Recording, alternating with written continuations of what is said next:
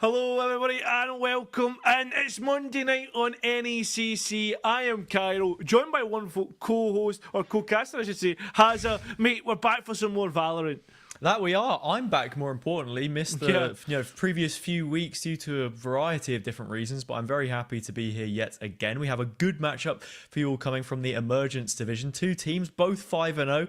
There can only be one winner to carry on that flawless streak, and we'll just have to find out who it's going to be. I mean, I'm really looking forward to this one, Hazza. We were rubbing our hands together when we saw those win rates between the two teams. Yeah. In fact, one of them has to lose by the end of this match, so that's something that we really can draw on when it comes to this one. Yeah, we definitely can. We have, two very strong teams here, Dunwoody Hawks Varsity and North Parks Vikings. Between them, they've only managed to drop one map in every single series played, and that comes on the North Vikings side. For Dunwoody Hawks, they have yet to drop a map, so they've been very, very clean throughout the season so far. And we'll have to see if they can carry that on, or if this different caliber of opponent will pose a bigger challenge for them. Yeah, definitely. Well, let's get a look at that first team, Hazza. I believe we are just about ready to have a look at them, and we'll see exactly who's in the teams.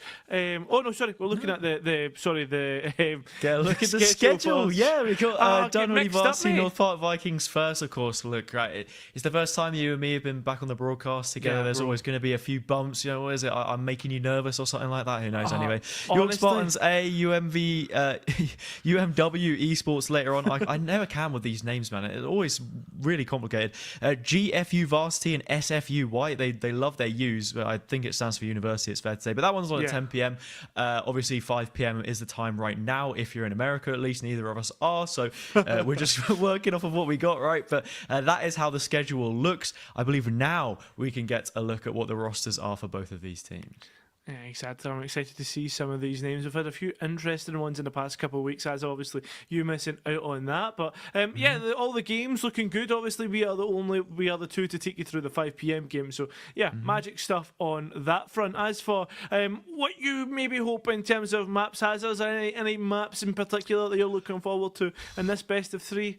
I have absolutely no idea what to expect here, Cairo. I think we had a general rule of thumb for what maps look like in previous splits, previous series, and a lot of the time, teams like to lean in towards that breeze, but that is no longer part of the pool anymore, so we can't expect for that one to be cropping up. Ascent, always one which happens to be a favourite, a comfort pick for most people, because it's that very default style of map, and I would expect that to crop up here, and usually that's one of those sort of maps, that battleground where it can swing either way, and who ends up picking up that map usually has a better chance at running away with the series at large, especially if it is your sort of second map coming out of a 1-0 advantage and you really do have a better team out of the two already established with the previous results. So in terms of how that goes, the placement of the maps, whether that ends up being Ascent as a decider or something else, I'm not sure.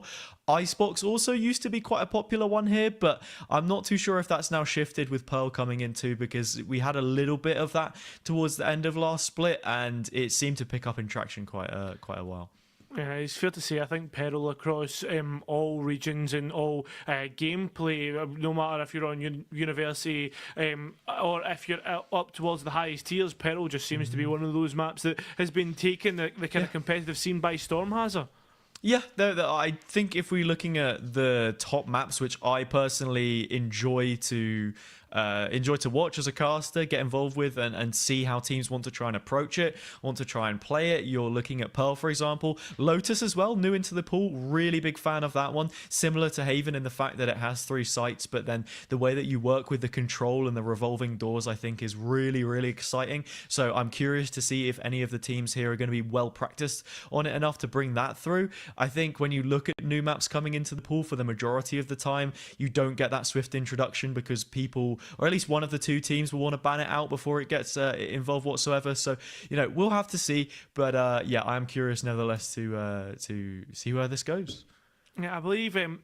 Well, we will get a look at those rosters pretty soon. Hazard, the Dunwoody Varsities, who I think we're going to be looking at first. So, and I'm hoping that, like, it is the emergent division, so maybe a couple of new players on the block in terms of kind of playing this competitive scene as well. Yeah, I mean, look, it's always sort of an experimenting ground, I suppose. You have this platform now, and I think for the emergence teams as well, because they're not going to get as much coverage as your champions or your challengers players necessarily would, being in those varsity teams, sometimes even being on scholarships to literally play Valorant. I mean, obviously get the degree as well, but like, it's always a side thing to the real hustle, which is competitive Valorant in the NA collegiate scene. Is that they can mess around with the comps a little bit as well, and we can perhaps see some different ideas flowing out, because that's always the most exciting part. I mean, you can just have a very default style of Valorant, stick to the meta and be as rigid as possible, but in a division like this, when you're looking to just climb the ranks, prove your capability, but most of the time individual skill as a player, you do have that flexibility to introduce some new ideas, and I would very much like to see these teams take that initiative and maybe bring something different forward. Yeah, exactly. I'm more looking towards what these teams can bring forward in terms of structure, in terms of gameplay. Yeah. Sometimes when you start off, that structuring isn't there, that understanding of the greater map pool. So I guess that, and how kind of controlling a map, etc. So that's something that I think will be big for those teams when we get to it. But it's again, sometimes you can feel as if the game is decided by these individual duels when you start to maybe not at the higher divisions in NACC. Yeah, I mean, however many individual duels we end up seeing is usually a result of what the situation is in terms of the structure of the team, right? If you've got a very well-structured team, you're not going to be able to isolate those fights as successfully. It's one of the reasons why we see a lot of these more puggy style, lower tier, I suppose, games bring in sort of like those Reyna picks, for example, Chamber picks even, despite the fact that he has been altered quite a bit with the previous nerfs.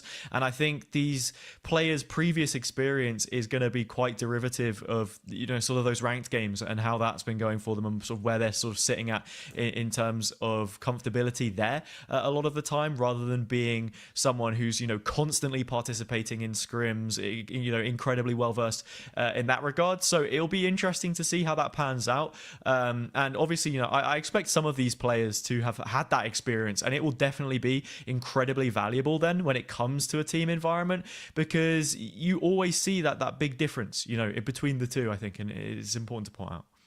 I think that is a massive point to point out, Hazard. On top of that, well, with being kind of in that situation, that's what I'm more looking towards, kind of what gets brought out on that side of things. I think... Cara, I don't even think are we live? I don't think we are. I'm not sure. No, we're not.